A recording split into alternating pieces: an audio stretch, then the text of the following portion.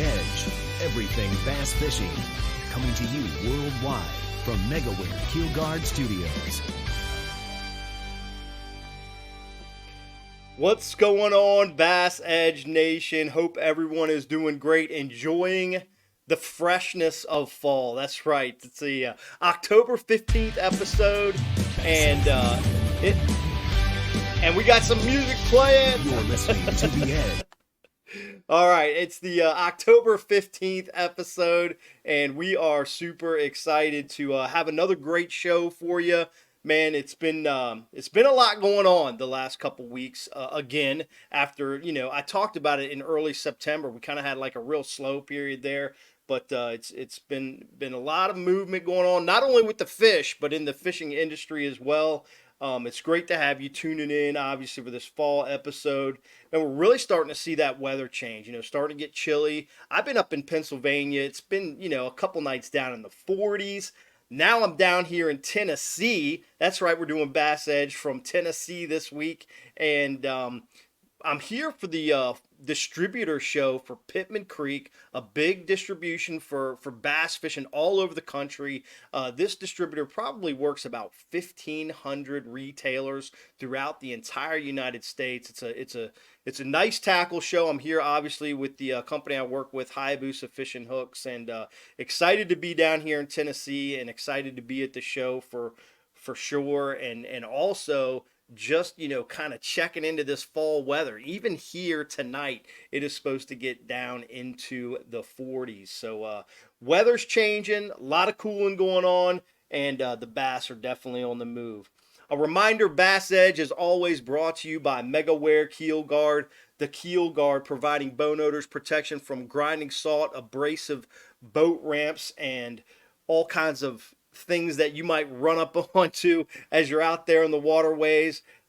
Be sure to don't go without that MegaWare Keel Guard on your vessel. Man, concluding today's show, make sure you browse on over to keelguard.com. They've got obviously a lot of other great products, the Flex Step, Scuff Buster, Skeg Guard, Battery Guard, and so much more. So check out keelguard.com. Man, since the last episode, we did finally go through that last Toyota series. They were just finishing it up as we were taping there on Lake of the Ozarks to tab those last 25 anglers that were going to be qualifying through that Plains division as well as through the wild card. Man, it was a wild finish there at that Toyota event. Travis Harriman, man, he had about a 5-pound lead going into the last day of the event, and caught one bass on the final day, but that one bass was big enough to get him the title. So I'm sure Travis was ecstatic. I was anxiously watching that. I was hoping to qualify for that Toyota Series championship. Man, $200,000. What a great championship. I mean, I talk about it a lot here on the show over the last 6 or 8 weeks, just because really, I mean, it is the third biggest event there is. You've got MLF Red Crest paying $300,000. You've got the Bassmaster Classic paying $300,000, and a Toyota Championship paying $200,000 to the winner, where you can get into this event by fishing, just 3 or 4 events at a great cost for an entry fee, about $1,700 per event, and fish for that kind of money. But, man, I finished 29th in the wild card standings. I had 2 really good finishes, and I fished 4 events this year, and, man, just had 2 tough ones up north at Lake Champlain and the St. Lawrence River. But that's the way the cookie crumbles sometimes. I was still happy to have that 15th there that we talked about last episode on the Potomac River. That was a great event. But it's going to be fun to watch and see how that shakes out. We're going to kind of dive into that a little bit today with our fall fishing, and we'll get into that. If you've been watching right now going on the Harris Chain of Lakes, the final Bassmaster EQ event is wrapping up right now as we tape the show. It looks like your Elite Series qualifiers, I've pegged about 7 or 8 anglers that seem to be shoe-ins right now, but that's J.T. Tompkins, John Garrett, Trey McKinney. He will be the youngest angler to ever qualify and fish on the Elite Series at 18 years old. Bradley Roy used to have that record, but now Trey McKinney at 18 years old qualifying for the Bassmaster Elite Series in 2024. Also, Robert G., Wesley Gore, Tyler Williams, Kyle Patrick. I think all 8 of those anglers are virtual locks based on actually the way that's going on right now on the final day. It looks like, kind of on the inside cusp, the final 2 anglers that'll make those 9 are Kyle Austin and Ben Milliken. Ben Milliken, huge following on YouTube. It's been fun to kind of see his ups and downs throughout the year, but he's had a great last event. A little tough on this last day, but it looks like he's going to do enough. But I tell you, there's a few guys still fishing right now, and that's Bobby Lane. Bobby Lane, another big fish or 2 in the last hour of this event, he could qualify for the Elite Series. But I see him right now on the outside cusp of qualifying, along with Logan Parks, man. I got a feel for Logan. He's been 1 or 2 guys out for the last couple years, and it looks like it might happen to him again. We'll have to see what the final standings are. But Keith Tuma, Logan Johnson, and also Brent Cannon, kind of fighting for those last 2 spots. So it's next episode, we're definitely going to have one of these new Elite Series qualifiers on the show and kind of get their perspective of how their EQ year went and just talk to them about the feelings going into the 2024 Bassmaster Elite Series. With some downtime here outside of this last open event and that Toyota final Lake of the Ozark event that really happened right there that last day of September, man, I was checking in on the National Professional Fishing League. They had an event out there in Eufaula, Oklahoma, that latter part of September. A guy from California, Luis Fernandez, won the event. Man, I started looking through some of those standings. I hadn't paid a whole lot of attention. I don't know that a whole lot of anglers are paying a lot of attention to the National Professional Fishing League, but they really started giving out some money this year. They have a pro entry fee, but I'm not sure the media is really in their realm of that entry fee right now. But they're paying out some big money, $100,000 to the winners. One thing I thought that was really interesting, I wanted to share with y'all, is Elite Series angler Patrick Walters. He's in 7th place in the Angler of the Year standings. They have one more event to go at Lake Lanier, which is coming up right here in a couple weeks. But he's won $136,000 this year in the National Professional Fishing. I looked through real quickly in Bassmaster. He's won $237K on the Elite Series this year. Total winnings, I haven't done numbers on who won Red Crest, what else they won this year, or who won the Classic, what else they won this year. But Patrick Walters sitting on $373K in winnings for 2023. Absolutely amazing, and still an event to go out there at Lake Lanier and potentially a championship. This would be the first year that the NPFL actually has a championship go on. It's supposed to be down at Lake Amistad. They don't have dates for it yet, but it'll be interesting to see if the league is successful enough that they can finally pull off that championship later on this fall. But, man, I am stoked to get rolling into our feature angler spotlight here in just a bit. We've got what I would consider, a fall bassin expert. This is MLF professional angler Mike McClelland. Mike is responsible, and we've talked about this in some past Bass Edge episodes. If you want to scroll back into some episodes, a while ago, we talked to Mike about, his bait designs. He's designed some baits for Spro, specifically the McStick and also the Rock Crawler.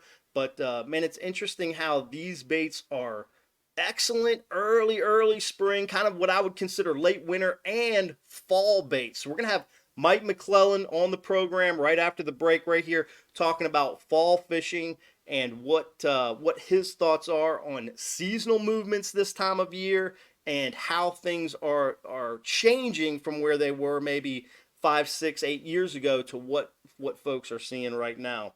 But real quickly, want to review. I hope everyone's enjoyed our last 3 episodes. Of course, we had on the Bassmaster Rookie of the Year, Joey Fuentes. We had on the Bassmaster Angler of the Year, Kyle Welcher. Bassmaster Open winner from Lake of the Ozarks, Kyle Patrick. Man, I encourage you all, if you have not seen or heard those episodes, go back to our YouTube channel, iTunes, Google Play, Spotify, any of your favorite media streaming platforms. You'll find those shows. So those are great shows that you don't want to miss. But as mentioned, Bass Edge in Tennessee this week at the Pittman Creek Distributor Show. And y'all stay tuned. Right after this message, we're going to be back with our feature angler spotlight, Mike McClelland, MLF professional. He's going to be bringing the goods on fall fishing. Y'all stay tuned. We'll be right back. You know the importance of protecting your investments, so choose the protection the pros pick. Grinding sand, abrasive rocks, and concrete ramps are no match for our patented technology. The MegaWare Keel Guard is made tough and made to stick.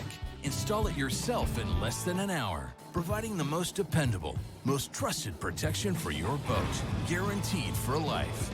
Insist on the original Keel Guard the pros have picked for 25 years. MegaWare Keel Guard.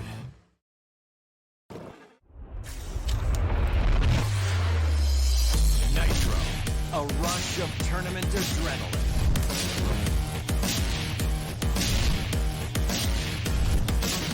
Nitro, the choice of champion, where performance meets play. Nitro, a big water beast, a pure fishing machine. Nitro, release the champion within. All right, welcome back to Bass Edge Radio. And we're all set. You can see him right there on the screen, ready for our feature angler spotlight. MLF professional Mike McClelland joining us on the program. Mike, thanks so much for being here with us on Bass Edge Radio, my friend. You know, it's always good to be with you guys, Kurt. I know I've done, I don't know, a half a dozen shows with you, I think, over the years. And it's been maybe a couple years since we actually got to catch up. But I guess the fact that the Toyota Series Championship is coming to Table Rock, and I'm actually looking out my window right now in my office at the lower end of the lake. I've got a phenomenal view of the lake right now. And I tell you what, it could be an interesting event coming this fall.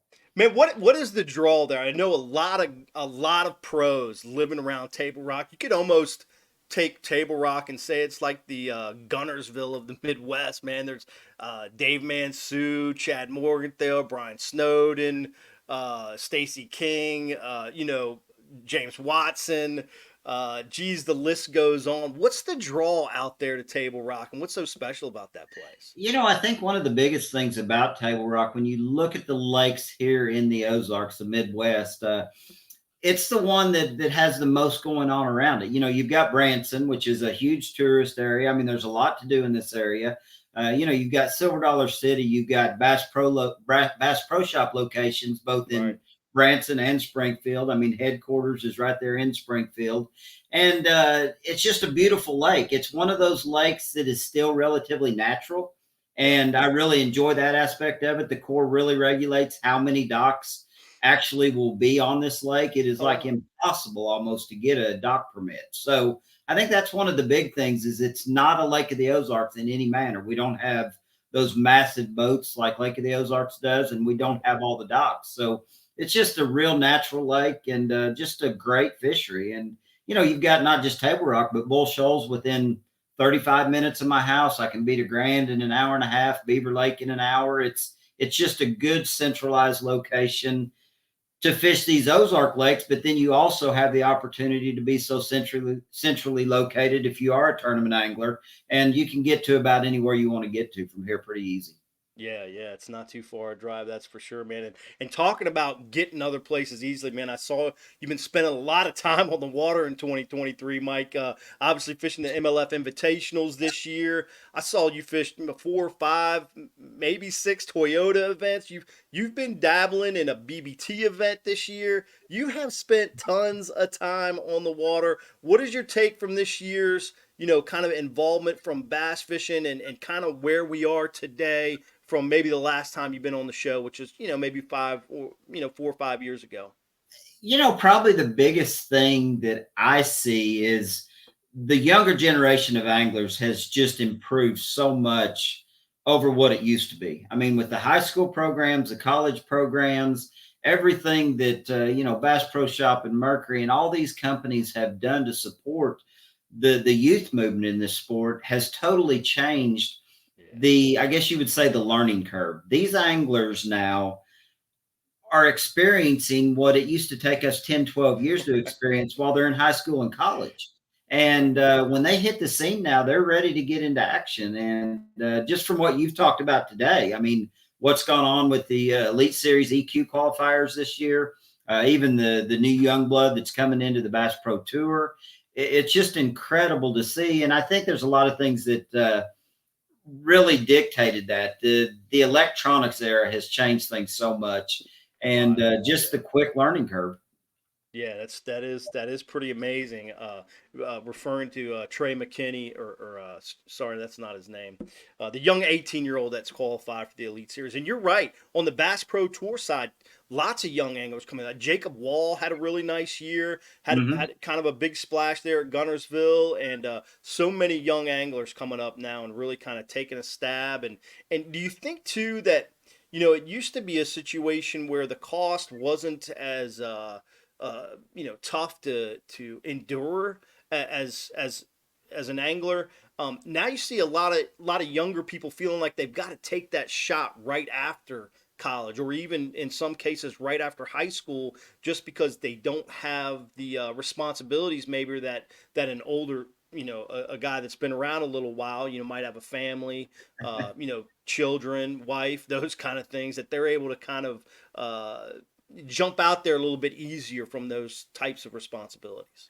I definitely agree with that. I mean, you're seeing so many of these. I mean, Trey McKinney, I believe, didn't even fish college. I mean, 18 years old, basically straight out of high school. And, he's making that decision to get his career started before family life. And I think a lot of us, when you look back to the era that you and I started in, and a lot of the other anglers, really we kind of had our families going. We might have had another business, but it was always a little different getting into the professional league then than it is now. And it's, you used to see guys that would actually qualify for the elites or, another professional tour and maybe not take that opportunity. And I really believe that just shows what the competition level is doing now. Guys know that if they're going to get the opportunity, they better jump on it now, because it's not an easy task to qualify for any of the upper level tours anymore. Yeah. And now, with the MLF, they probably have the best grassroots tournaments. With the Phoenix Bass Fishing League, Trey's won 2 of those things, which is pretty crazy. I mean, you're talking about now he's won them when he was like 16, 17 years old. And it's not like he just decided to fish the opens and just went ballistic. I mean, he's been going ballistic for a while. So it is pretty crazy. Mike, let's dive into, I alluded a little bit into the introduction about your, making of baits, your McStick and the rock crawler, some of these things that you've been involved with. It's interesting to me that both of these types of lures, shad-oriented baits, really excel in the fall and even, you might say like early spring, almost late winter type. Is that because this is a time of year that you thrive in and you really enjoy it? I remember you won a couple of events on spinner baits back in the day. Is this something that's kind of been in your repertoire for quite a while? It really has. And I mean, it does definitely fall into why I did design those specific baits. When I first went to work for Spro, and we won't get into a lot of that detail, but it was all about hiring me to develop a cold water jerkbait. Back then we didn't have forward facing sonar. I mean, jerkbait fishing was totally different then than it is now.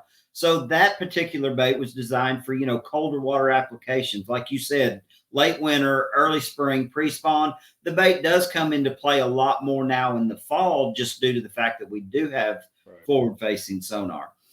The development of the rock crawler was one of those things that I didn't know if I would really get the opportunity, because, Spro already had John Cruz and I guess it would be Russ Lane developing crankbaits. Yeah. And fortunately, with my heritage here in the Ozarks, throwing the old style wiggle ward and some of the old Model A bombers and different baits that we used to throw here on these Ozark lakes, Spro finally gave me that opportunity to develop a bait that would fall into that niche. And the thing that's been so awesome about the rock crawler is we didn't try to knock a bait off. We developed a new bait that would do similar things. It achieves greater depths. And when I talk about it, I mean, I'm talking about the original 55. And it's allowed us here in the Ozarks and even across the country in other parts to catch fish deeper on that small profile bait than we were ever able to do with some of the other baits. And, we've got 4 different rock crawlers now. We've got a DD50. We have the original 55. We have the MD 55. And then we also have a RK 50. So you've got 4 sizes, 4 different depth ranges. You've got shad and crawfish pattern baits that allow you to really fish any condition that you're thrown or that, Mother Nature brings to you in the fall. I mean, if fish get on crawfish good, you've got that covered. But if they do get on shad strong, you've still got a bait to do that with as well. Absolutely. Let's dive into that fall transition.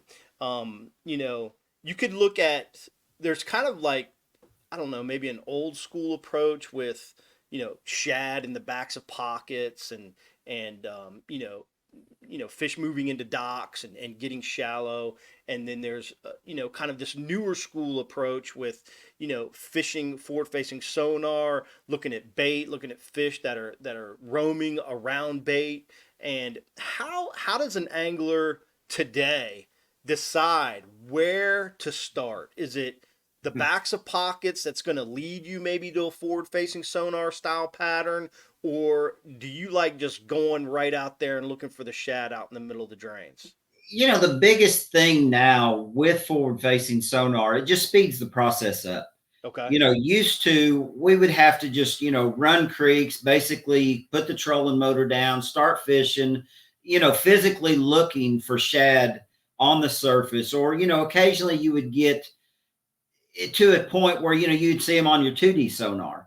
Right. But with the advancements in technology now with forward-facing sonar, side scan, you really don't waste a lot of time just going in and fishing creeks. You go into these creeks and typically you do start, like you just said, kind of in the middle of the creek channel, the drains, and idle into these creeks and determine, what depth the shad seem to be at. And it varies so much lake to lake, year to year when they actually finally show up. You've mentioned the weather 2 or 3 times. Yeah. The weather is finally cooling off here in the Ozarks. I mean, we're looking at lows in the upper 30s and 40s.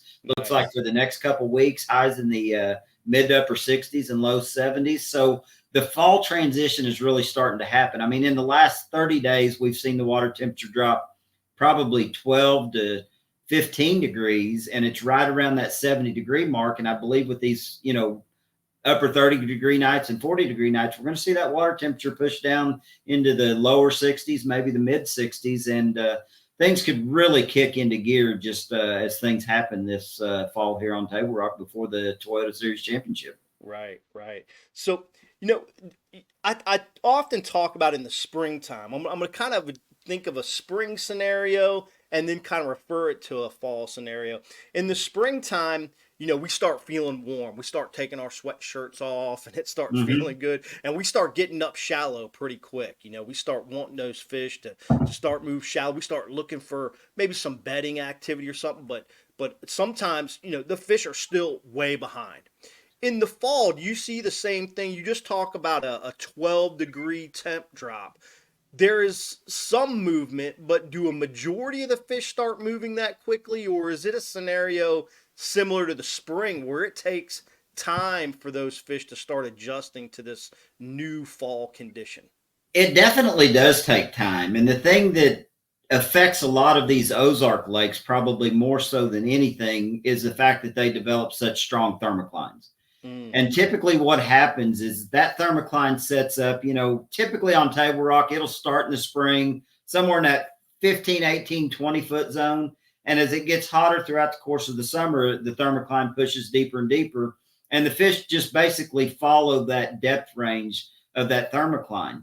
Well, in the fall, when you finally start getting some of those fall winds and you get the water temperature drops, you go through that period of time where the lake turns over, the thermocline breaks up, And that usually is when the fish really start making their first movement. I think the water quality at certain depths gets to a point where fish aren't comfortable, the bait isn't comfortable. And that's what kind of starts that whole progression of the shad, migrating into the creeks, up the river arms of the lake. And, you mentioned it a while ago, it does take time, but it really depends on how quick the lake cools off. Okay. Once that thermocline really breaks up and the lake all stabilizes, then those fish really will make that push. But one of the biggest things that I think that I'm seeing the more I travel and the more I fish here in the Ozarks is the complexity and the breakdown of our lakes is changing so much. Table Rock used to be full of timber. I mean, these pockets and creeks that I'm looking at from my house right here used to be full of timber. You couldn't just run in and out of them. And as the lake has aged, that timber actually has rotted any of it that's exposed to air. So we don't have much cover between like 12 or 15 feet of the old timber line to the bank anymore. There's very few places that there's that shoreline cover unless the lake is up. And I really think that's kind of changed the habits of these fish in the fall. They really relate more to the bait, the schools of bait, and it has changed things. I mean, you can still catch them on the bank, but the conditions have really got to be right, and things got to be happening to make that work. I can remember days where you'd go out in the fall if it really hadn't started to click yet, and for me, maybe water even getting down in those 50s is really what kind of turns on a larger population of fish kind of doing that movement. I would definitely agree. Right, but we try to capitalize on that early because otherwise you previously you were just you weren't really sure where exactly the fish were, right? And so a lot of times you talked about, fishing very fast, through areas to try and find fish. Is that still a pattern, maybe say like in the early morning or late afternoon that you can capitalize on where you can throw, a walking bait, a buzz bait, a whopper plopper, and still catch high quality fish in those target zones? I definitely will say that that's what I tend to do more so in the fall. When we get that first cool down, you generally get a little bit of a show up of some of those resident fish, those fish that live in creeks that aren't main lake related shad fish.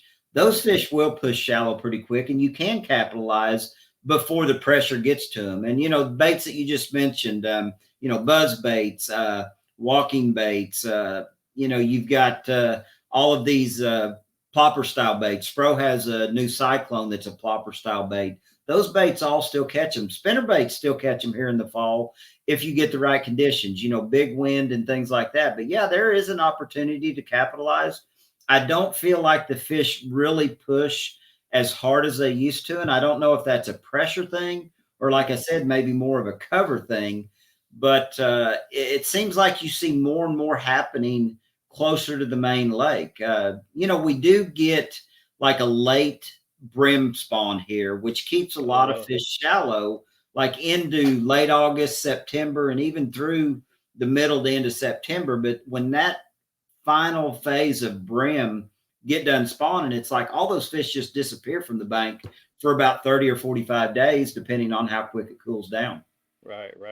I got one more question before we're going to go to a quick break, but man, we're always utilizing information we get from tournaments and other anglers and talking about, just kind of where better quality fish are, especially for a tournament angler, even weekend anglers. You go out and have hourly big bass event, anglers, and they want to catch high quality fish too, or larger than average size. But, in several events recently, it seems like that main lake deal has been more dominant. Do you feel like that's just maybe because it was still like the end of September, early October, or do you feel like, that is, and those fish were like summer just beginning into this fall transition, or do you feel like that's more of a play where main lake fish are on average, if you can find them, a little bit better size than the creek fish? Well, I mean, that's a loaded question, because I do feel like that there are probably more quality fish that live in the main lake of really probably any body of water that we have fished the forward facing sonar now with, what the tools that we have. I mean, with Garmin forward facing live scope, Right. you can go out on those main lake points and out over, those drops and ledges, depending on the type of reservoir you're fishing. And you drop the trolling motor and take a look with your live scope, and all of a sudden, if they're there or not. I mean, occasionally they get pinned to the bottom and you can't tell, but when you're around them. And I still will say, though, that some of you've got those resident largemouth that live in these bigger creeks, right, on these bodies of water throughout the Ozarks, and even into the South, and different places that you have to keep those fish honest as well. So the main lake is just, I think there's a better population of fish all the time out there. And I think the technology we have today is just allowing us to really uncover the ways of catching those fish is probably the biggest thing. Well, I can remember, I think the first time I ever fished Table Rock Lake, Todd Faircloth won an Elite Series event there. Drop shotting, main lake points, looking at some brush, but a lot of bait on his forward not his forward, on his 2D. That's correct, on his 2D sonar. But there were still, you would see anglers that were really, like your rock crawler type pattern in the backs of creeks, or a square billing, logs in the back of creeks. Is that just tougher to exploit for better quality of fish these days in this time of year? Well, I would say before this era of forward-facing sonar, it had gotten tougher because there were more anglers doing it. There were, before we had forward-facing sonar and live scope and side view to go out and look for these fish in deeper water, it was just natural for all of us to go to the bank when that progression started happening. Right. I really believe in this era, with so many guys focused on what they can do with forward-facing sonar, that it's actually taken some of the pressure off the backs of the creeks and the very back ends of the river. The biggest thing I think we're faced with today is we don't have as many laydowns and logs and cover for those fish to get on. Right. And it's really been weird the last, I've been living here on Table Rock now full time for about 5 years. And some of the things that I used to do 10 or 12 years ago haven't happened the last 2 or 3 years here on Table Rock.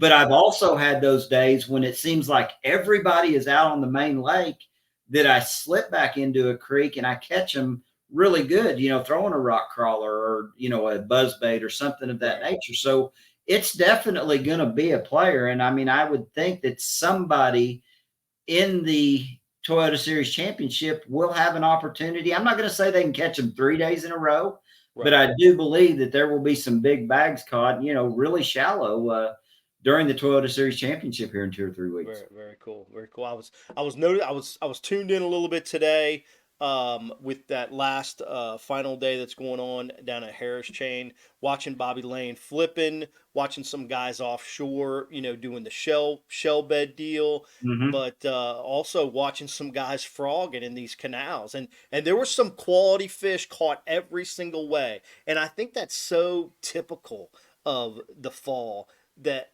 if you can just concentrate on what you really like to do, maybe that is the best way to be successful. What's your thought process on that? I was going to say that yes, I think to put yourself in a position to do well or win, you have got to do what you love to do to try to get the majority of your weight.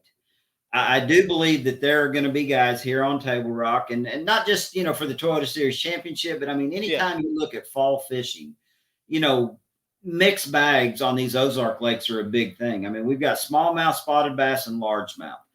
I do believe the guy that wins is going to have a largemouth or two every day that make the difference. But the opportunity to catch a, 3 to 5 pound smallmouth does exist in this lake. And typically, you can catch that smallmouth on the bank just like you would a largemouth, or you might catch it out there in, 30 to 50 foot of water, Demiki rigging or something. So I really believe mixed bags are going to be a big deal. I believe that a guy better do what he's comfortable doing. If he's a forward-facing guy, he needs to dedicate most of his time to it. Yeah. And as the day progresses, if he's not getting the quality, that's when you've got to take advantage of, some of that old school stuff, going to the back of the creek, picking up a tube, a jig, something to flip, possibly, a spinnerbait around cedar trees. There's so many different things that could come into play on this lake. I said earlier, docks aren't in, the fashion here that they are on some lakes, but docks will even be a play throughout the course of the fall here on Table Rock. Yeah. We'll talk about that after the break. Maybe we'll talk too about weather conditions, how that affects the fall bite. But first, we're gonna take a breath, have a short break. We got to give a special thanks. You mentioned them earlier. Bass Pro Shops, associate partner here at Bass Edge. Bass Pro Shops, reminding you that we all live downstream. Y'all stay tuned. We're going to be back with more with Mike McClelland right after this short break. Plenty of sunshine. Come on, man, let's roll.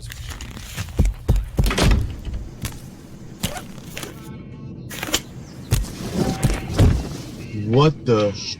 To catch the fish, you need to be one with the fish.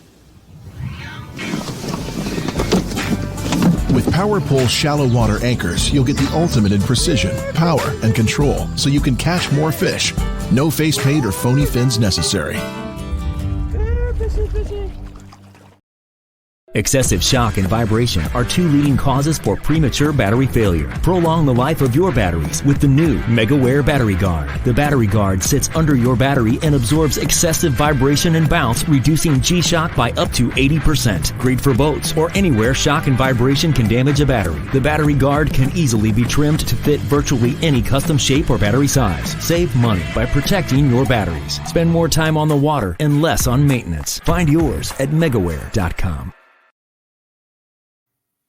All right, welcome back. Here we go. More Bass Edge Radio. Excited to be here with MLF Pro Mike McClelland on this October 15 episode.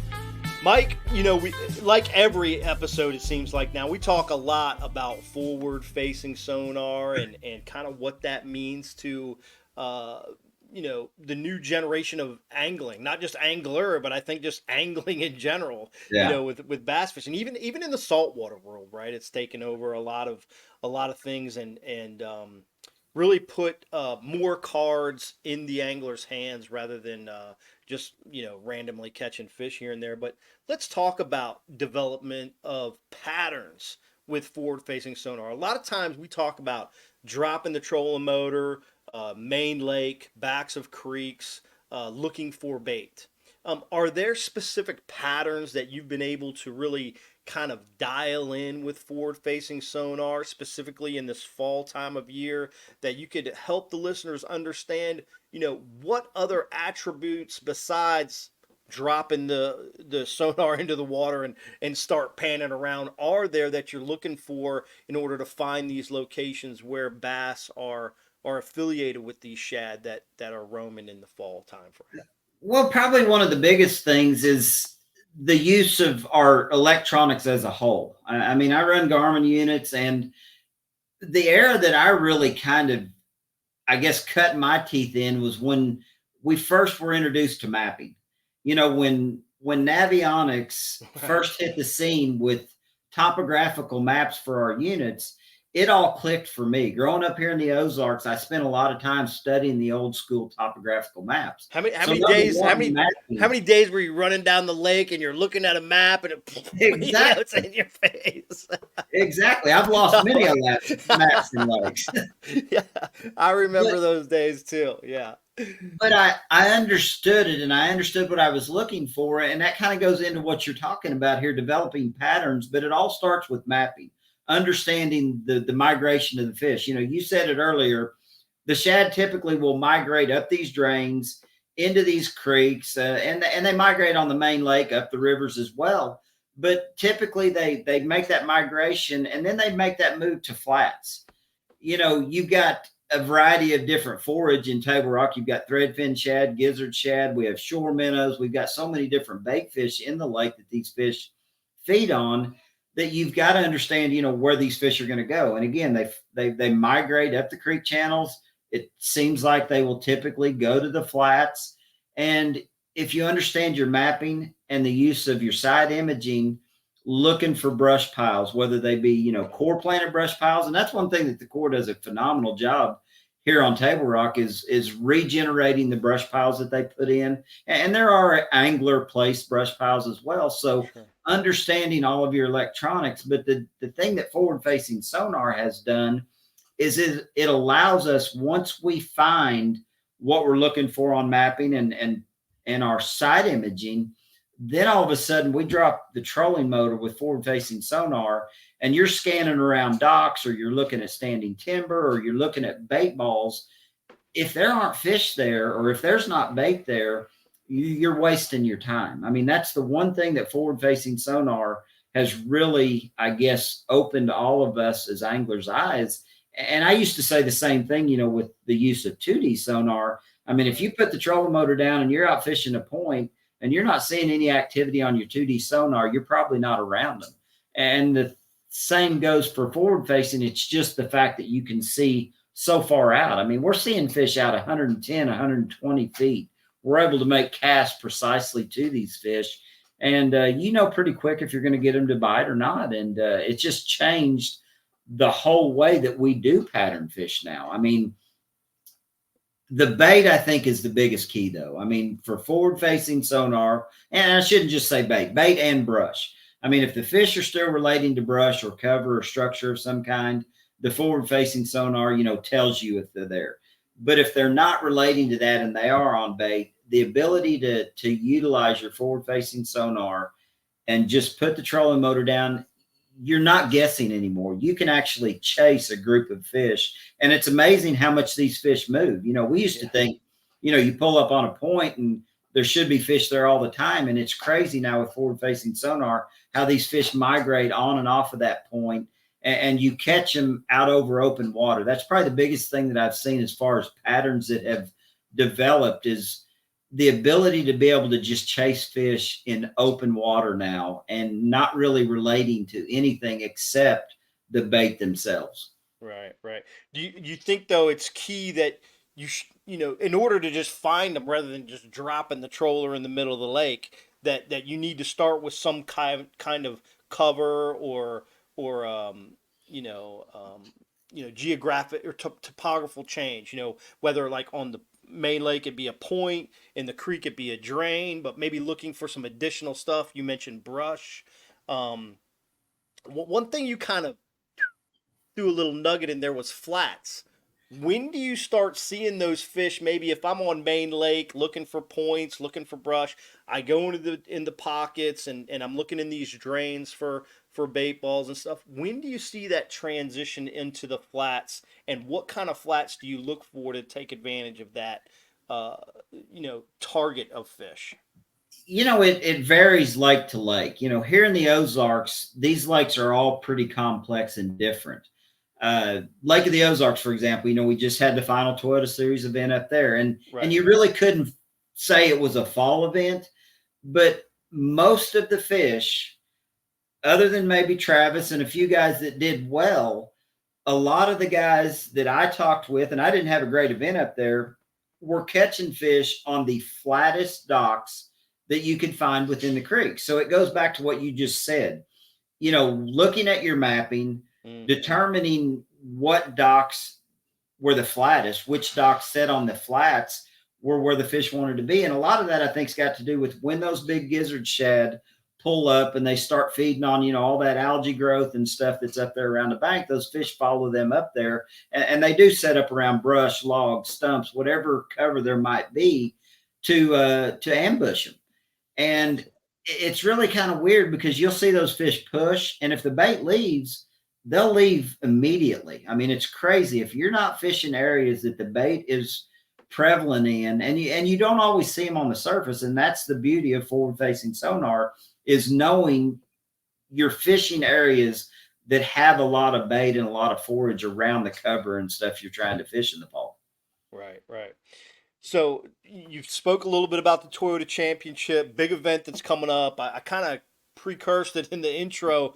Man, $200,000. It's the third biggest tournament, and MLF puts on two of the biggest tournaments in bass fishing: Red Crest, Toyota Championship. without a doubt. $200,000. An angler is looking to go to Table Rock. You've got 25 anglers from 5 divisions, and I believe also a wild card, or yeah, 5 divisions plus a wild card. So if they're taking Mike McClelland's cue on how to go catch some 4-pounders, you're going to need a 4-pounder every day, and maybe a couple of 4-pounders every day. How can an angler in the fall try to target a better size bass? I think that is going to be an angler utilizing his strengths, number one. I mean, if you're a guy that likes to get on the bank and go down the bank, throw in a square bill, throw in a rock crawler, throw in a plopper style bait, throw in a buzz bait, you've got to put that into your array of things to do when you show up here at Table Rock. The thing about it is, though, is any part of this lake can give up the winning stringers, or at least the biggest bags of the day. I think a guy has got to be very open-minded and not get hung up on one section of this lake. Another thing that we haven't mentioned that is going to play, bigger baits catch bigger fish in a lot of circumstances. And with Spro's new introduction of the Chad Shad, the glide bait, yes, that has got to be a really big deal on all these Ozark lakes in the fall.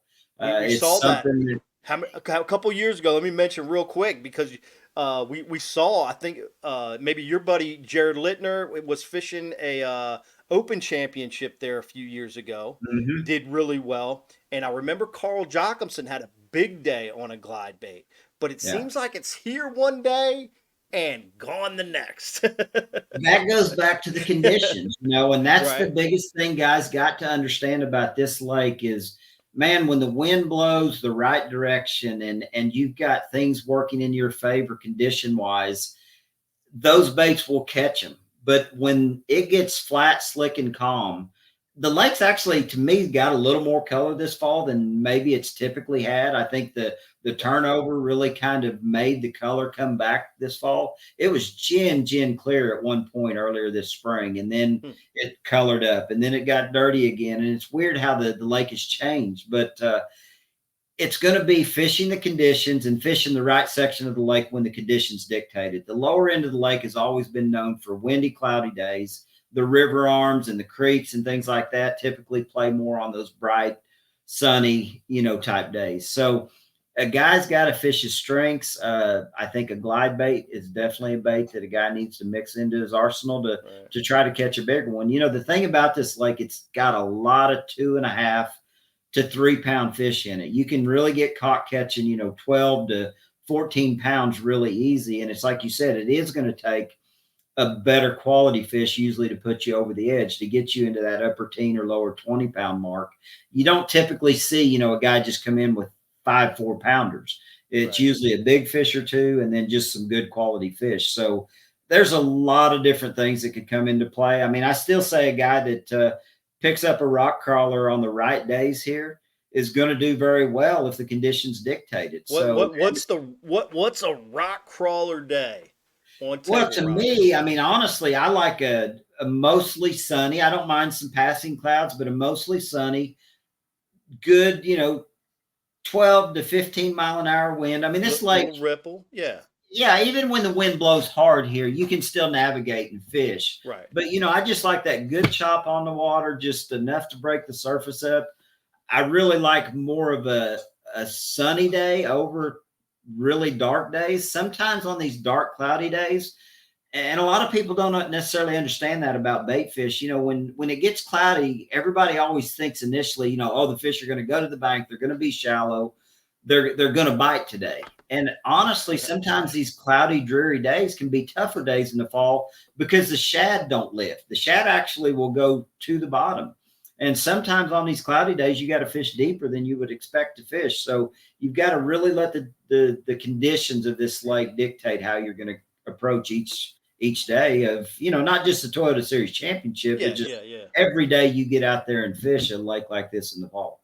So it sounds like on a sunny, slick day, an angler, any weekend angler, whatever lake they might be on, those bait fish are really going to start to school up and get real tight, and the fish are going to get around them on those days. They might be a little bit more fickle, but the bait is going to be more tightly congregated. Is that correct? I definitely agree with that, and it tends to lift more. And those are the days when forward-facing sonar live scope really comes into play. The guy that is versed at doing that, whether you're throwing a 3 to 5 inch swim bait, the Demiki rigging could really be a deal.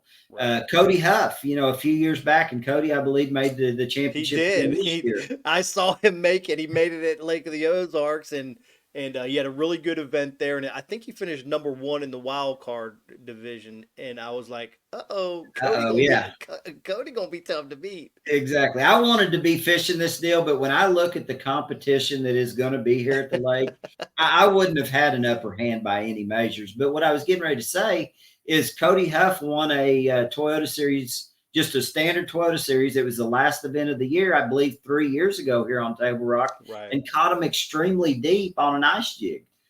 So there's going to be spooning going on. There are so many things that are going to come into play unless we just get that, perfect storm where the water temperature does get down there, below 60, and you get the right 3 or 4 condition days. It could be one on the bank exclusively, but and that would be between in my opinion, a glide bait, a crankbait, a spinner bait. Yeah. There's so many different things could come into play, but those bright slick days, you better be getting finessey with them and throwing something on lighter lines, smaller swim baits, and things like that are going to come into play. Sounds like a very diverse, fun, challenging event that's going to be taking place there at Table Rock. You've fished so many places across the country for lots of years. When we talk to anglers that maybe are at Santee Cooper or Lake Murray, and of course, I just plugged 2 places in South Carolina, but you go anywhere. Lake Lanier in Georgia, National Professional Fishing League going there here in a couple weeks. What kind of similarities do you see at the Ozarks that you can take all this information and chat about fall fishing and transplant it into some of these lowland impoundments or somewhere different than the Ozark region? I mean, the biggest thing there is bait is the key. The movement of the shad and the bait is going to be key. I think the only thing that really kind of comes into play there, I wouldn't necessarily say that it always works the same on lakes that have a lot of vegetation, submergent vegetation. Okay. When you compare these lakes in the Ozarks to lakes all across the country without grass in them, they all fish very, very typically the same. You can follow your creek channels, your drains, until you find the bait migration, and you're going to find fish somewhere around them. Some of it may be on the main lake and some of it may be in the river arms and the creeks, but there is going to be a migration of bait. And the biggest thing that I've learned for many years fishing this lake specifically, I just always concluded that there was a huge group of resident fish that lived in a section of the lake, and they always lived there. They didn't migrate very far. Gotcha. But after living here on Table Rock now for 5 years and getting to fish throughout the seasons, I'm starting to learn that those fall migration of the bait really dictates where the biggest migration of most of the fish in the lake end up. Right. So shad is the absolute key. You've got to get in an area of the lake, no matter where you're at in the country, that has a lot of shad or forage in it, or you're just not going to catch them good. And I know right now I've been in a handful of creeks just in the last 2 or 3 days that I've fished this lake. Right. And some creeks just seem like the Dead Sea. There's just no bait in them. There's nothing going on. And then all of a sudden you get in a creek where you start seeing bait and shad, and, you'll see brim, and you see a lot of different things happening. And that's the thing that you've got to take into consideration, no matter where you're fishing in the country, is you've got to be around bait in the fall. Yeah. I think the TVA lakes are somewhere that I struggle with at times, because those TVA lakes, they generally don't have lots of creeks. I mean, let's exclude Kentucky Lake by the dam. That has lots of deep pockets, right? But yeah, you take Pickwick, Chickamauga, Gunnersville, Wheeler Lake, a lot of those creeks, there's just very few deep drained creeks, and a lot of them are really flat. And it makes it sometimes, I guess you just got to look a little bit. You got to run in more of those creeks rather than try and concentrate in one or two like you could at a big highland reservoir like Table Rock. I would definitely agree with that. And the other thing that I kind of feel like comes into play is Table Rock does have a lot of those, and we would call them, gullies or hollows. I mean, some of them are true old running creeks, but I mean, these fish really move around a lot. And the other thing that really comes into play is transitions, and Table Rock has so many different types of rock, whether it be gravel, ledge. We don't have a lot of sand. We don't have a lot of clay, but those rock transitions become real keys on this particular lake and most of these lakes in the Ozark region, or any lake that does have rock. I mean, I've done it on the Tennessee River in the fall where I've concentrated, on those rock transition areas. And that is another big key is, transition areas where the creek channels turn into the flats. They create a point, something of that nature. Transitions are always a really, really key deal that you got to pay attention to, no matter what it might be.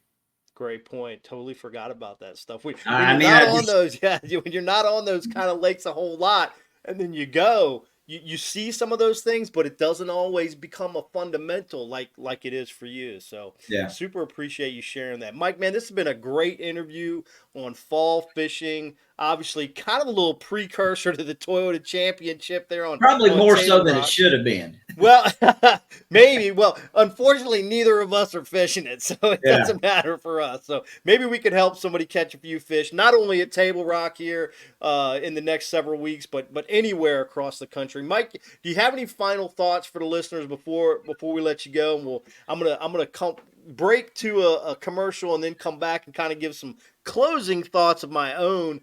But anything that you'd like to let the listeners know before we let you go? It's just one of those things. I've been at this a long time, and fall was always kind of that period of the year that I loved.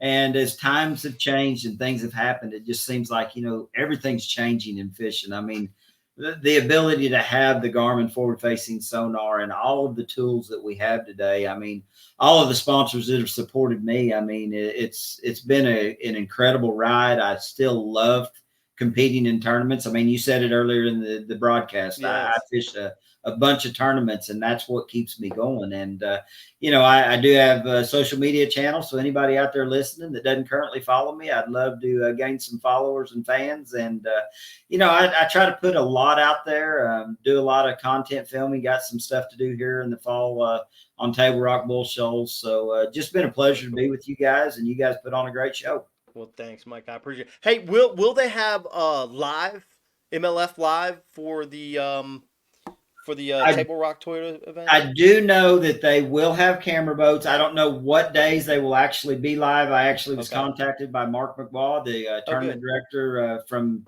I guess, a lot of the Toyota Series events this year. And he was asking me for camera boat operators in the area. I got him hooked up with some guys. So there are going to be cameras on the water following anglers. I don't know exactly what the live coverage will be. I know if you go to MajorLeagueFishing.com, check out the upcoming events, there'll definitely be a schedule of events there. Well, it's always something I want to make sure Bass Edge people know that they can go watch these events, continue to learn not only from what we're saying and the expertise that you bring to the show, but then actually see some of that expertise out there on the water. And I'm sure several of them will be keying on some of the patterns and techniques that you mentioned today. So, Mike, well, thanks so much, man. It has been great to have you on the show. Really appreciate your visit with us here at Bass Edge.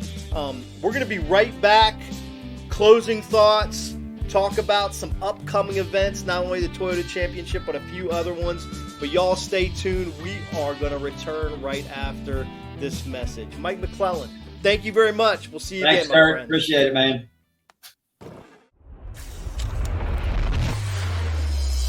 Nitro, a rush of tournament adrenaline.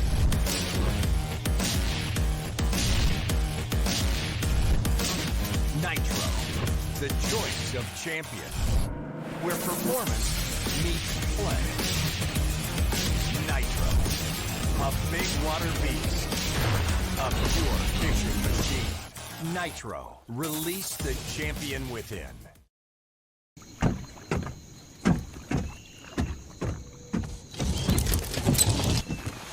Nobody wants to run out of power when they're on the water. There is a better way.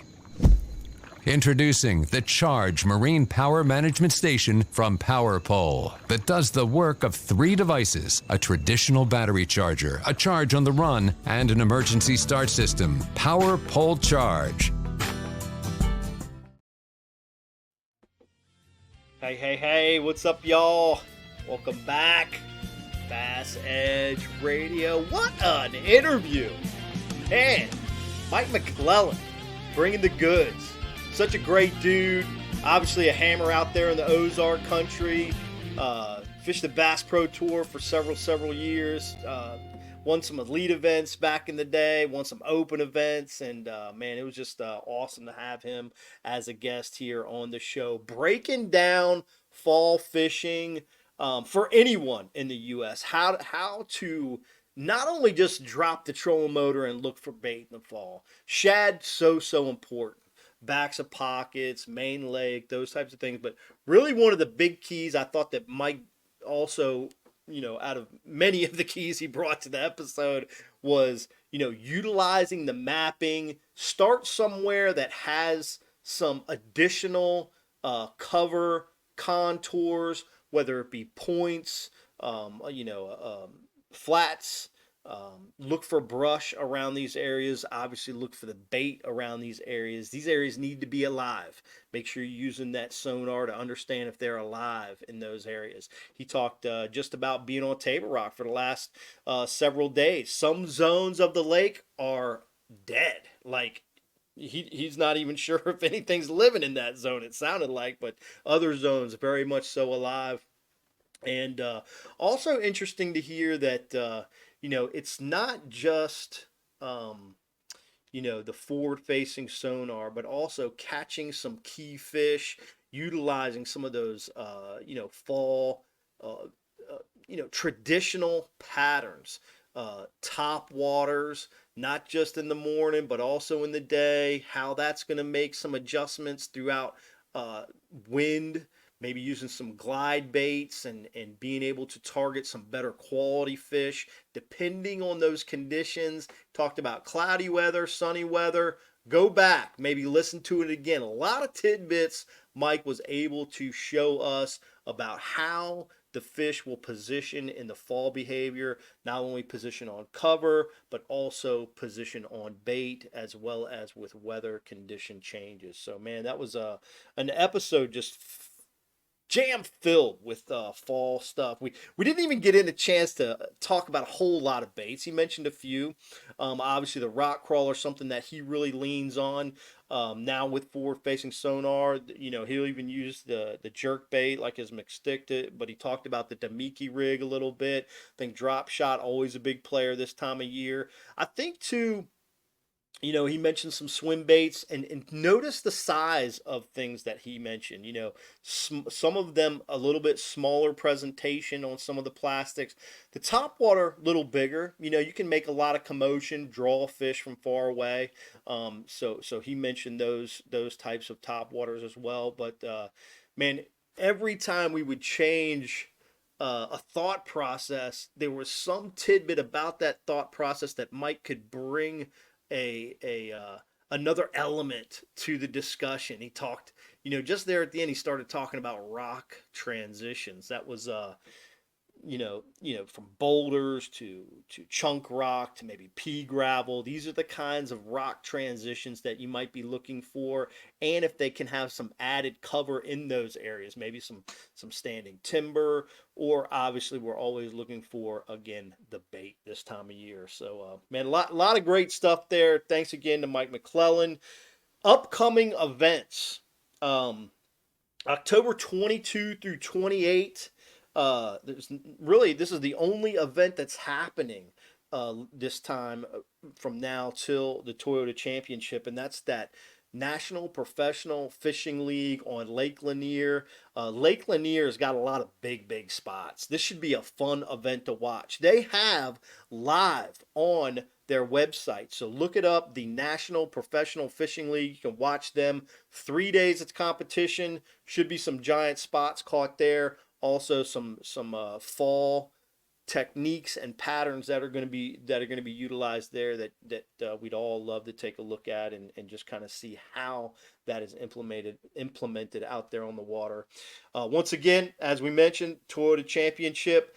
Then I believe the final event of the year is probably going to be the National Professional Fishing League, date to be announced or to be determined, but possibly down there at Lake Amistad, my hometown, in Del Rio, Texas. So we'll be looking out for that. And man, I think the classic berths are going to be locked and sealed. They've got the team championship for Bassmaster coming up. But we're going to start talking more about fall and later fall fishing as the month progresses into November. You folks up north, November's no joke. You got to get dressed up to go fishing in November. For me down south, still pretty nice, and I'm getting into a lot of these things that we're talking about now down in the southern part of the United States. We saw that over the last 2 days with the Harris chain, guys catching them multiple different ways at this Bassmaster Open. But as I mentioned earlier, we're going to get some of those EQ qualifiers on the show. New anglers fishing the Bassmaster Elite Series in 2024. They're going to be a lot of fun to talk to. But man, we're going to wrap this show up. Shout out again, Mike McClelland. Thanks for sharing the fall bass and education in this episode. Man, everybody be sure to go ahead and come back to us November 1. That's going to be our next episode. We appreciate you being with us here in this October 15 episode. We'll be studying up on some more fall fishing. Make sure you hit that subscribe button, hit that like button, comment what you thought about this episode below. Adios, man. It's been a great time. We'll see you next time right here on Bass Edge Radio.